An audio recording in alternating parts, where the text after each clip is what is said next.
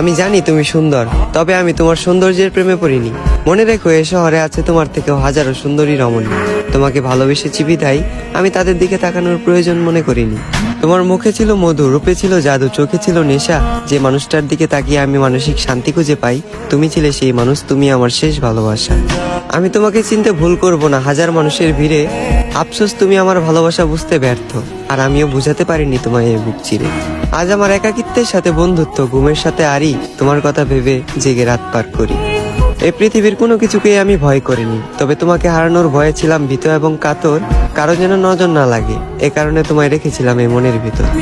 আজ তুমি আমার চোখের পানি দেখেও দেখো না, আমার জন্য তোমার মনে বিন্দু পরিমাণ মায়া হয় না। অতীতের তোমার ওই কমল নরম মন আজ হয়ে গেছে পাথর। তবে আমি বলে দিচ্ছি, তুমি মিলিয়ে নিও, তোমার ওই পাথরের মনেও একদিন জ্বলবে আগুন। আমি যতটা না কষ্ট পাচ্ছি, তার চেয়েও তুমি একদিন কষ্ট পাবে দ্বিগুণ।